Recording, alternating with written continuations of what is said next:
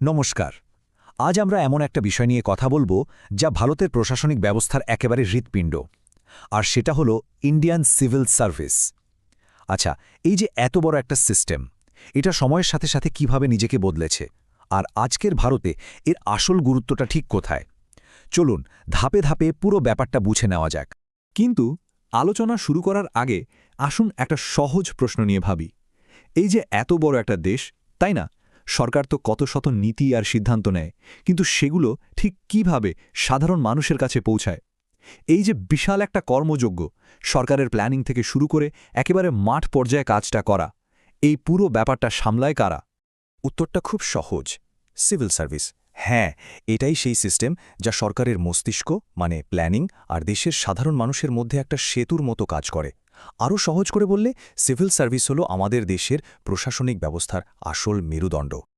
আচ্ছা, চলুন তো এবার একটা টাইম মেশিনে করে একটু অতীতে ঘুরে আসা যাক। কারণটা কি জানেন?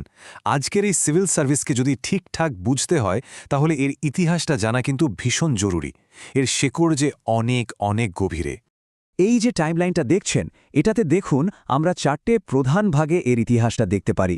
একেবারে প্রাচীন ভারত থেকে শুরু, তারপর ব্রিটিশ শাসন, এরপর এলো স্বাধীনতা, আর সবশেষে আজকের আধুনিক ভারত। দেখুন, প্রত্যেকটা যুগ কিন্তু আজকের এই সিস্টেমের ওপর নিজের ছাপ রেখে গেছে। আর আমরা যখন এই পুরো জার্নিটা বুঝব, তখনই এর আসল গুরুত্বটা আমাদের কাছে পরিষ্কার হয়ে যাবে। এটা ভাবলে কিন্তু সত্যি অবাক হতে হয়, জানেন?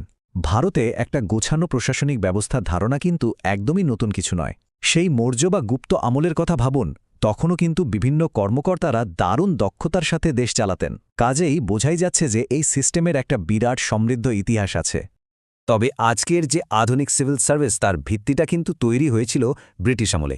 তারা বানিয়েছিল ইন্ডিয়ান সিভিল সার্ভিস বা আইসিএস। কিন্তু এর মূল উদ্দেশ্যটা কী ছিল? সোজা কথায়, ব্রিটিশ শাসনের স্বার্থ রক্ষা করা।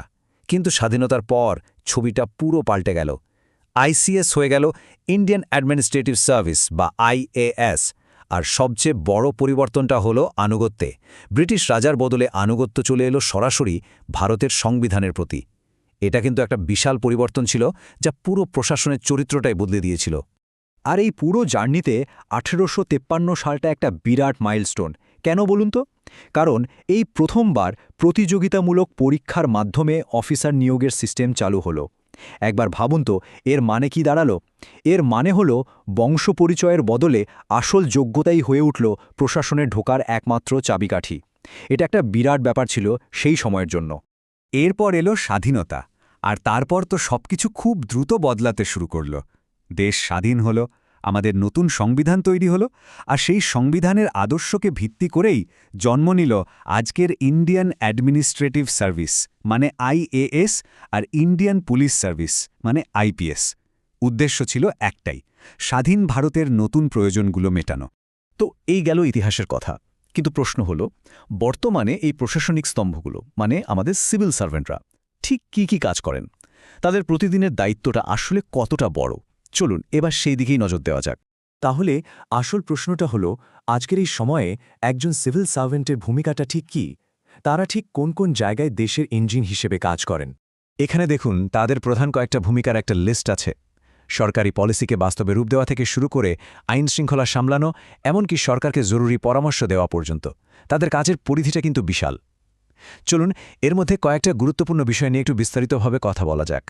প্রথমেই আসি সবচেয়ে গুরুত্বপূর্ণ কাজে, সরকারি নীতির বাস্তবায়ন। ধরুন, সরকার একটা দারুণ প্ল্যান করল যে দেশের প্রত্যেকটা গ্রামে বিশুদ্ধ পানীয় জল পৌঁছে দেবে। কিন্তু এই যে প্ল্যানটা, এটাকে কাগজে কলমে থেকে একেবারে মাঠে নামিয়ে আনা, পাইপলাইন বসানো, সাধারণ মানুষের কাছে জলটা পৌঁছে দেওয়া, এই আসল কাজটা কিন্তু করেন এই কর্মকর্তারাই। এরপর যে দায়িত্বটা আসে, সেটা হলো দেশের শান্তি আর স্থিতিশীলতা বজায় রাখা। ভাবুন তো, একটা সুস্থ সমাজের জন্য, ব্যবসা বাণিজ্যের উন্নতির জন্য, এবং এমনকি আমাদের বাচ্চারা যাতে নিরাপদে স্কুলে যেতে পারে, তার জন্য আইন শৃঙ্খলা রক্ষা করাটা কতটা জরুরি। আর এই বিরাট দায়িত্বটা পালনে প্রশাসনিক কর্মকর্তারা কিন্তু একটা খুবই গুরুত্বপূর্ণ ভূমিকা রাখেন। শুধু এটাই নয়, দেশের উন্নয়নের চাকাটা সচল রাখার দায়িত্বও কিন্তু তাদেরই। এই যে নতুন রাস্তা তৈরি হচ্ছে, নতুন স্কুল কলেজ বা হাসপাতাল তৈরি হচ্ছে, এই সমস্ত উন্নয়নমূলক কাজের পরিকল্পনা থেকে শুরু করে সেগুলোকে সফলভাবে শেষ করা পর্যন্ত সবকিছুর পেছনে কিন্তু এই সিভিল সার্ভেন্টদের অক্লান্ত পরিশ্রম থাকে।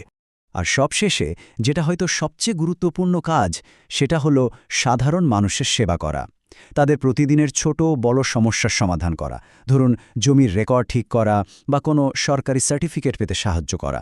এই সব পরিষেবাগুলো মানুষের দোরগোড়ায় পৌঁছে দেওয়াই সিভিল সার্ভিসের একটা অন্যতম প্রধান দায়িত্ব। বলা যেতে পারে এটাই প্রশাসনের মানবিক মুখ। তাহলে এতক্ষণের আলোচনা থেকে একটা জিনিস তো পরিষ্কার, তাই না? ভারতের সিভিল সার্ভিস মানে শুধু একটা চাকরি নয়, এটা একটা ঐতিহ্য, দেশের শাসন ব্যবস্থার একটা অবিচ্ছেদ্য অংশ। এর প্রভাব যে কতটা গভীর তা হয়তো আমরা সবসময় বুঝতেও পারি না। এই একটা কথাই হয়তো পুরো বিষয়টাকে এক লাইনে বলে দেয়। ভারতের সিভিল সার্ভিস দেশের প্রশাসনিক ব্যবস্থার একটি গুরুত্বপূর্ণ স্তম্ভ। আর সত্যি বলতে এই স্তম্ভটা ছাড়া আজকের ভারতকে কল্পনা করাও কিন্তু খুব কঠিন। দিন শেষে সিভিল সার্ভিসের মূল লক্ষ্য কিন্তু মাত্র 3টে জিনিসকে ঘিরেই ঘোরে: সুশাসন প্রতিষ্ঠা করা, দেশের উন্নয়নকে আরও এগিয়ে নিয়ে যাওয়া, আর সবার উপরে দেশের প্রত্যেকটা মানুষের ভালো থাকা নিশ্চিত করা।